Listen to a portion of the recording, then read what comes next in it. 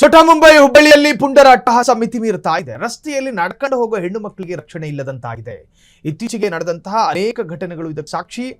ವಾಣಿಜ್ಯ ನಗರಿ ಹುಬ್ಬಳ್ಳಿಯ ದೃಶ್ಯವನ್ನು ಗಮನಿಸ್ತಾ ಇದ್ದೀರಿ. ಹೆಣ್ಣು ಮಕ್ಕಳು ರಸ್ತೆಯಲ್ಲಿ ನಡ್ಕೊಂಡು ಹೋಗೋದಕ್ಕೂ ಯಾವುದೇ ತರಹದ ಸೇಫ್ಟಿ ಇಲ್ಲ. ಬೈಕಿನಲ್ಲಿ ಬರ್ತಾರೆ ಸ್ತ್ರೀ ರೋಗಿಗಳು, ಸೀರೆ ರೋಗಿಗಳು, ಕಾಮುಕರು. ಸೊ ಆ ದೃಶ್ಯವನ್ನು ಗಮನಿಸ್ತಾ ಇದ್ದೀರಿ. ಬೈಕ್ನಲ್ಲಿ ಬಂದಂತಹ ಪುಂಡರು ರಸ್ತೆಯಲ್ಲಿ ನಡ್ಕೊಂಡು ಹೋಗ್ತಾ ಇದ್ದಂತಹ ಹೆಣ್ಣು ಮಕ್ಕಳಿಗೆ ಅಸಭ್ಯವಾಗಿ ಕೈಸನ್ನೆ ತೋರಿಸೋದು, ಅವರನ್ನು ಸ್ಪರ್ಶ ಮಾಡೋದು, ಅವರ ಖಾಸಗಿ ಭಾಗವನ್ನು ಸ್ಪರ್ಶಿಸುವಂತಹ ಪ್ರಯತ್ನ ಮಾಡೋದು. ಎಲ್ಲಿದು? ನಮ್ಮ ಕರ್ನಾಟಕದಲ್ಲಿ ಹುಬ್ಬಳ್ಳಿಯಲ್ಲಿ ಒಂಟಿ ಹೆಣ್ಣು ಮಗಳು ನಡ್ಕೊಂಡು ಹೋಗೋದಕ್ಕೂ ಕೂಡ ಭದ್ರತೆ ಇಲ್ಲದಂತಹ ರಾಜ್ಯವಾಗಿ ಮಾರ್ಪಟ್ಟಿದೆ ಕರ್ನಾಟಕ, ಅದರಲ್ಲೂ ಕೂಡ ಹುಬ್ಬಳ್ಳಿ. ಈ ಸ್ತ್ರೀ ರೋಗಿಗಳಿಗೆ ಟ್ರೀಟ್ಮೆಂಟ್ ಕೊಡೋ ಒಬ್ಬ ಗಂಡಸು ಪೊಲೀಸು ಹುಬ್ಬಳ್ಳಿಲಿ ಇಲ್ವಾ?